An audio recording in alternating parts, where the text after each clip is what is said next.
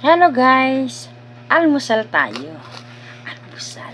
Pinagsama ko na yung kape. Kape. Saka, tira ng anak ko, spaghetti. May tira siya.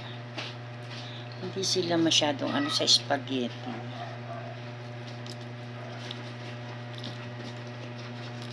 Pinapili ko naman siya kung anong gusto niya. Sabi niya, orange. Siguro nakadalawang ganito lang siya.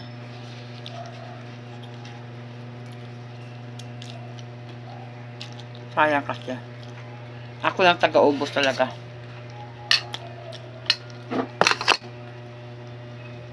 Mainit.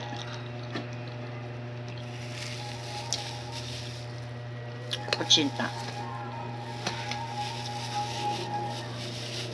Almusal. Pero anong oras na to? 9:31.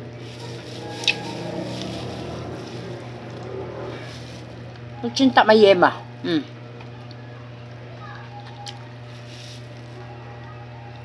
Hindi na ako kumuha ng puto. Kutsinta naman. Kasi araw-araw na ako bumibili. Sarap mo, yema. Oh, yema. Wow.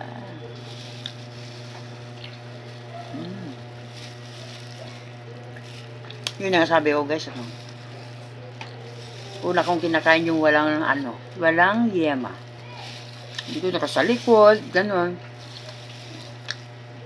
Kasi para pantay lahat. Kasi kapag inuna mo yung palaman, yung toppings niya or wala nang lasa yung natira. Ang niyan, pero wala nang lasa, is ubusin mo na lang siya na hindi ka, kasi nakain mo na nauna. Yan mo. Tinitira ko talaga yung yema.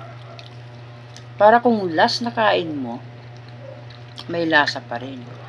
Diba?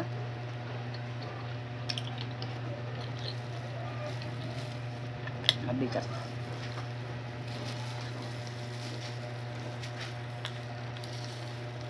Diba? Isusubok ka na may yema pa. Yema.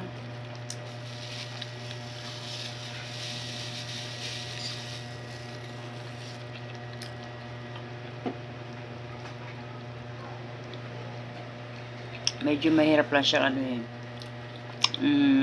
nguyain. Kasi andun siya sa loob.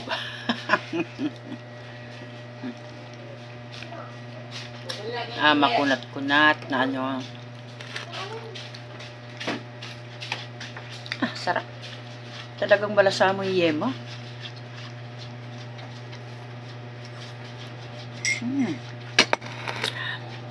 Sarap ng yema.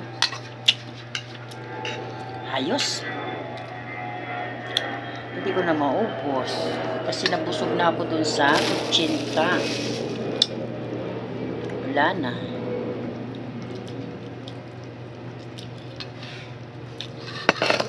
Ramdam ko na nabusog ako. Kasi kung tira lang naman ako kumain. Kung sa scoop ng kanin, sa scoop, bowl, isang tasa, yun, okay na yun. Pero kapag may sabaw, yung kanin ko is magiging 1.5 tasa. Yun. Pero ang tutuusin is tapos na, okay na sa akin 1 tasa.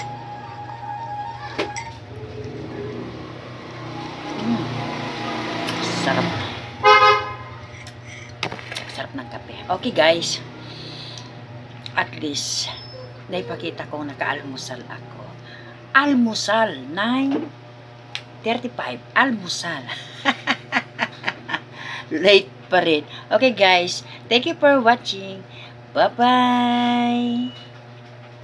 9:30.